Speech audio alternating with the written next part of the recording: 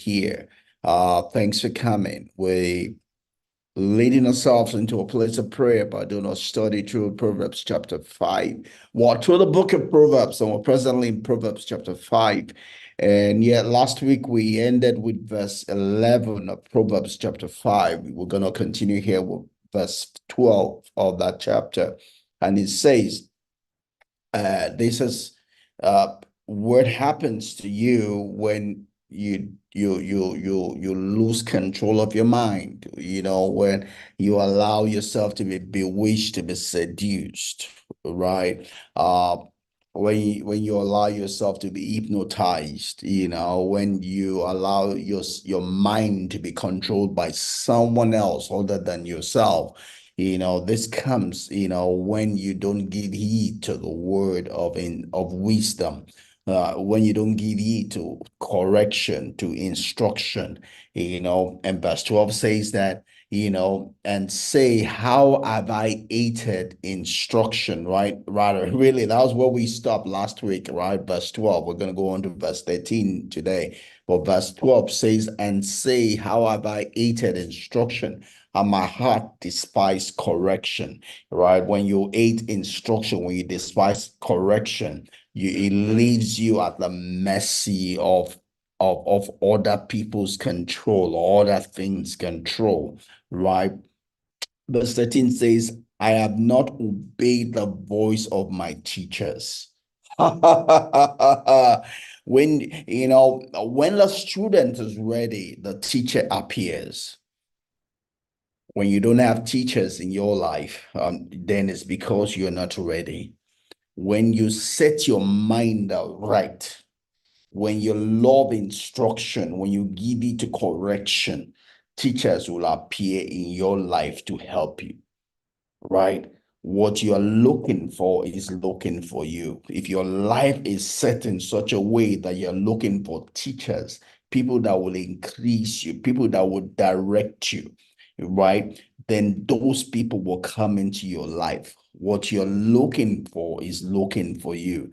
What your life is praying for, right, is being answered unto, right? Prayer is not just a time when we'll go on our knees and we'll pray, God, give me that. No. That's only part of prayer, and probably not as powerful as the real prayer, which is your life, the seed you are sowing, by your thoughts, by your action, by your disposition. That is the real prayer of your life, not just the one you make noise and shout and disturb the whole world about, right? It's not about, oh, God help me, but how are you living your life, right? That's that the story is told about someone that supposedly wanted to stop drinking alcohol and say, hey, and he goes to God holding a bottle, take the bottle away from me. Ain't gonna happen. God is only going to answer your prayer, not the prayer of your lips, but the prayer of your heart, right? When you pray, it's not just the words that you say that are important, but it's the disposition of your heart that carries the power of your request. So that's why the Bible says that with a heart man believes, unto with a heart man believes unto righteousness, and with a heart, I'm not quoting it correctly, but it's Romans chapter 10. But it says that with the heart we receive righteousness, but with the mouth, our confession will receive salvation. But that salvation will not come to be unless there is an underground, there is a foundation of righteousness, which is the state of the heart, right? The power of the mouth. Even though we say life and death is in the mouth, right? But there's that power for life and death originates because there's an underground, underlying belief of the heart. Your words are useless, they are powerless if there's no belief in those words. Right? The power of what you say or not say is determined by the heart from which those words proceed. Right? If there's no belief, then the words are powerless. The power of words is in the belief in those words, the heart from which those words are coming. Let's pray. Yeah. So we're looking at Proverbs chapter 5, verse 13. Last week we ended with verse 12. So we went on to verse 13 today, and it says that uh when we don't control our mind, it's verse 13 goes on and reads, says, I have not obeyed the voice of my teachers, nor inclined my ear to those who instructed me. So it works both ways. When we don't have control of our mind, when we're indisciplined in the realm of our mind, then we have a wrong disposition to teachers, and to instruction, right? There's the whole saying that says that when the student is ready, the teacher appears, right? When God sees our life is ordered enough for us to gain instruction, we are people that will give you to instruction. It brings people in our way to teach us, to direct our path. All right. God has where helps us, when we do our own part. Is that place where in Matthew 6:33 says, seek first the kingdom and every other thing will be added. When our heart is right and when we have a desire to obey God, God will bring what we need our way. You know, Jesus will say this way, that they that choose to obey God, they will understand God. They will understand the word of God. If the disposition of our heart is to obey God, God will help us to understand his word. Jesus Christ was, the parables, the disciples were once, apostles were once asking Jesus, why do you speak to us in plain language, but to other people you speak to them in parables?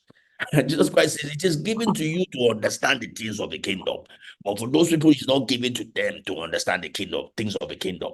So to those who are willing, who have a desire, the disposition of a heart to receive, to obey that which is being said, God speaks to them in plain language so that they can understand, because they have a desire, a disposition to obey.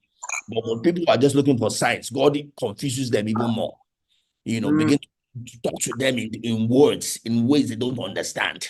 It's that same place where Jesus Christ says that, don't give your pears to pigs, right? Don't give your treasure to pigs, right? So God himself does not give his treasure to pigs, right? But to those who treasure is what he has, those are the people that he gives his own treasure to. I believe that's Proverbs chapter 27, verse 2. 27, verse 2, I believe, not 25. One of the two. He says that it is the glory of God to hide a matter. It is the glory of God to hide his instruction. It is the glory of God to hide his correction. It is the glory of God to hide the things that are valuable to him, but it is the honor of kings to find it out. It is the honor of kings to find it out, right? God hides it, but not for the intent of not giving it to us.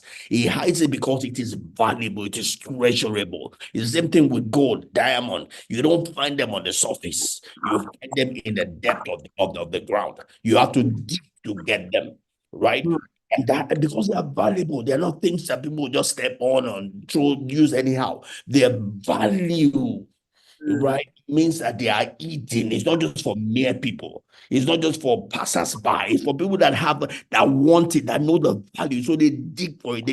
They take the extra effort to get it, right? Because it is prized possession.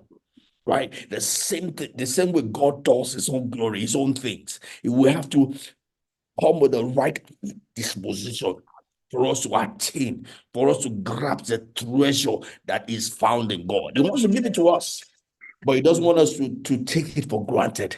He doesn't want us to despise it. He wants us to treasure it, right? One of the reasons why he wants us to treasure it, because if we take it for granted, he can kill us. God will not play with his glory. We have sons of Aaron that want to just light any strange fire in the temple of God. God smote them, killed them. He didn't say because they are sons of Aaron, right? You had I believe it's Asa, or is it Asa or Uzziah that went to the temple of the Lord to go and light a strange fire. God smote him with leprosy, right? sometimes it's for our own protection. When our heart is not right, God does not bring the valuable things, the treasurable things to us. But when our heart is set right, when our heart is sound, is perfect, is single-eyed, when we put the right focus in our disposition, God brings the treasures our way. God helps us. God increases us. He gives us the things that will take us to the next level of our life, right? And it will help us in Jesus' name. We have a part to play, to Yeah. consecrate our heart, right? To prepare our heart for God. When we do that, God comes and helps us, in Jesus' name. Amen. Go ahead, man. Playing our part is very important. Yeah. You need to surrender in humility so that the part that is expected of us to be played, we will not just dwindle over it. We will be able to be guided in submission. The Lord who gives us the grace will divinely guide us into submission. Amen. Amen. Amen. Amen. He will. He will. The Bible says that it is God that works in us both to will and to do. To will and to do of his good pleasure. But God will not force us. He will only come to help us to will and to do if our heart is right. If our heart is torn towards him, if our heart is seeking him, right? Then he will come to help us to will and to do of his good pleasure, right? God wants to help us, wants to give us grace, but just want us to use it for granted, to take it for granted. Doesn't want us to despise it. When we consecrate our heart, when we sanctify our heart, God comes and helps us. And we need God on this journey. We can't do this journey alone. We can't do this journey alone. We can't be a Christian or work for God in our own power. It's not Look at possible. the time of Peter when he and his mates were fishing and they were doing it their own way. Yeah. But one specific instruction, Mhm. whether it's foolish, whether it looks mundane, Mhm. instruction, and they obeyed at the right time. Yes. Yes. That they had a net breaking experience. Amen. Amen. So the same goes with us in this year and age. We Amen. need to connect to Mm. that power that is different from our own power. Amen. Our Amen. power we do. Amen. But with God's power, that's the faith we have in Him. Mhm. When in obedience to His word and Mm. guidance, Amen. He will guide us and Amen. through. Amen. In Jesus' name. That's what we say. One word from God can change our life forever. All we need is just one word. One word of counsel, one word of direction, one word of power. And our life cannot be the same, and it will help us continually in Jesus' name. But have a great meeting of today. Thank you so much. Yes, man. See you tomorrow, God willing. Yeah, bye.